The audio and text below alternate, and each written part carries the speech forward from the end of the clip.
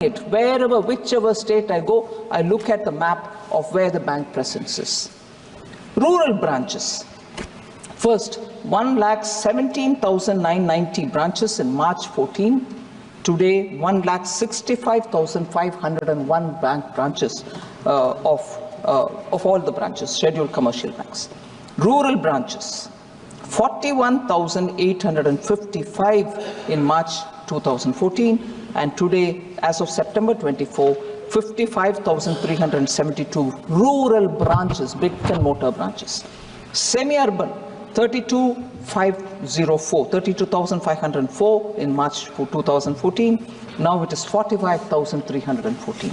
Urban areas, 21,007 only in March 2014. Now it is 29,276 branches. Sir, concern was also, do we cover the poor? Do we cover the women? I'm just giving you the data to start with. Percentage of women covered under PM Mudra. 68% of all PM Mudra goes to women. PM Swanidhi. 44% of all of the Swanidhi loans go to the women. And these are not, interest high, whatever. They are collateral free, without security, given for small people who are having street end shops or push carts. So 44% are going to women in Swanidhi. And number of women bank mitras. Now these are not customers. These are women who are performing the banking function in the rural areas so that people are given the connect. More than 1 lakh out of around 12 lakhs that is, there are 12 lakh bank mitras, more than 1 lakh are women. And this has become a very, very happy augury for them also because they are able to earn a lot more by being active in the rural areas. So, total deposits, PM Jan Dhan Yojana. I'll also address some of the concerns some honorable members raised about charges being levied to small accounts. I'll come to that. What is the total deposit in PM Jan Dhan accounts? It's a very important number. Sir, 53 crore accounts, PM Jan Dhan Yojana. 53 crore. Our population is 1.41 crores. 53 crores have PM Jan Dhan. At the time when we started, and I never get tired of saying this, I repeat it. At the time in 2014 when I had the honor of serving under Honorable Prime Minister and under Shri Arun Jaitley as an MOS in finance, when it was launched, there was a lot of heckling. Oh, you're starting it for people with zero balance account? They can't even keep their balance. And what will happen to the service charge? Will they not be? They will not be in a position to. This is a useless exercise. All this was said at that time. I told you the number of people who have got PM Jan Dhan account today. Are these zero balance accounts? No. Today we have a total of 2.37 lakh crores in those accounts. 2.37 lakh crores. Average balance, and this is a very important metric that we have to keep in mind. Average balance of PM Jan Dhan account has increased from 1065 rupees. A single account, 1,000 rupees. 1,065 rupees was the average. Today, 4,397 rupees is the balance in the account. A Jan Dhan account, average, had 1,000 rupees only as their balance. 1,000 rupees. And that is March 2015. Today, those accounts, minimum balance on an average is 4,397 rupees. That is why, kul mila karke, the total in this PM Jan Dhan account is 2.37 lakh crores. So nationalization of the banks. The intent was reach all people, go to the rural areas, open branches, therefore nationalize. And since then to 2014, I gave you the numbers, sir.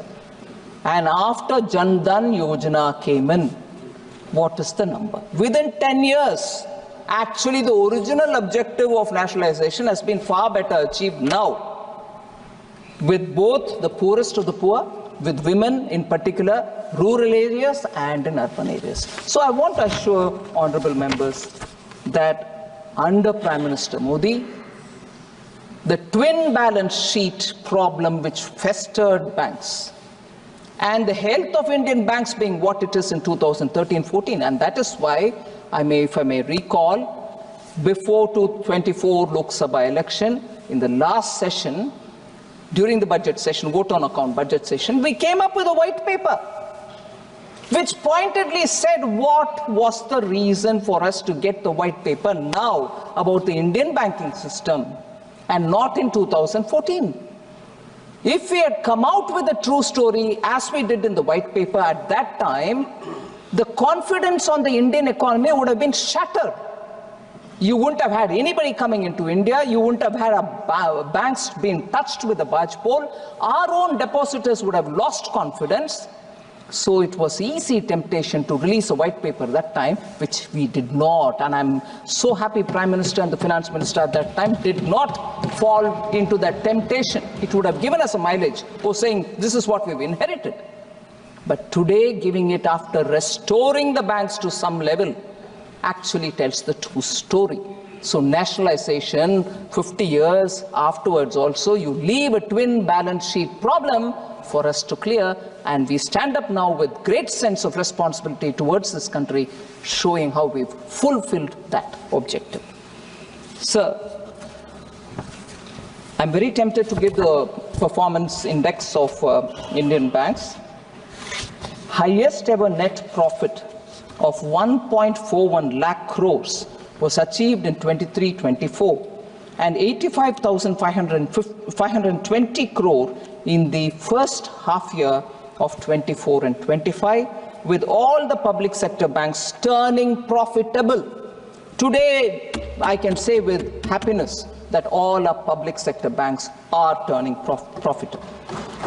And as a sector, the profitability of all scheduled commercial bank is at a decadal high. In decades, you see this really reaching that level, with a return on assets at 1.3% and return on equity 13.8%. The gross NPA, net NPA, all of that has been spoken about. I'll just briefly mention that. Gross NPA is reducing from 14.58 to 7.97 in March 2018 to 3.12 and 0.63% in September 24. So these are not data that you can just ignore. I want to highlight there was also concern about what happens to our MSMEs. Are you dealing with them? Are they getting assistance from the bank? Many of them suffer. I'd like to highlight the fact, sir, and this has been said earlier. I'm still not coming to the amendments in this bill, but very quickly I'll move to that. MSMEs in this budget in July 24 had at least 5 different schemes given for them. We have provided for the first time ever in the history of Indian banking. We have given them collateral-free, security-free term loans to buy machine and plants. Plant and machinery loan was never given to MSME.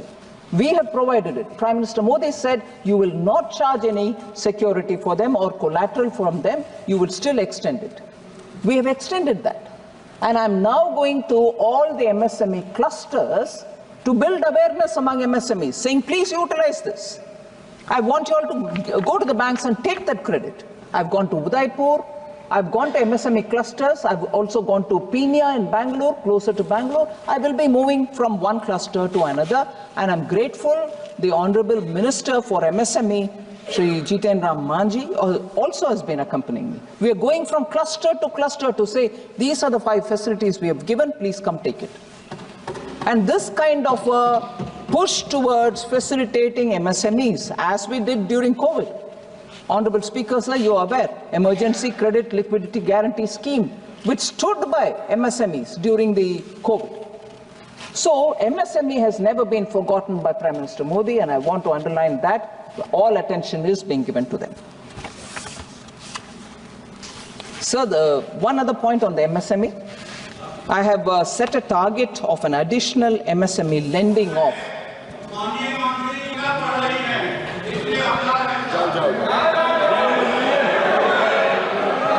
Sir, honorable member is saying something, I don't want to undermine him, but parliamentary language, I'm sure people here can look at it.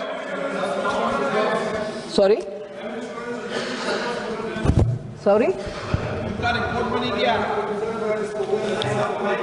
आप उनका जवाब मत दो। नहीं, इनका एक जवाब जरूर मैं दूंगी, अभी दे रहे हैं, क्योंकि उन्होंने मुझे का आरोप लगाया, लेकिन मैं बात नहीं बोलते हुए आपका जो आरोप को साबित करती हूं। नहीं, माननीय मंत्री जी, No.